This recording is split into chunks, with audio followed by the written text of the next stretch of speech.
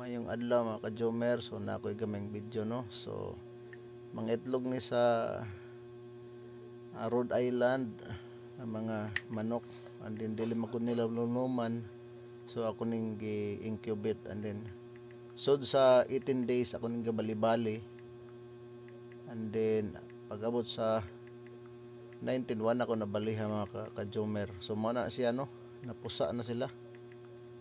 So ang ilawom tayo ani mga ka-Jomer na siya gitawag nga butangan yung tubig aron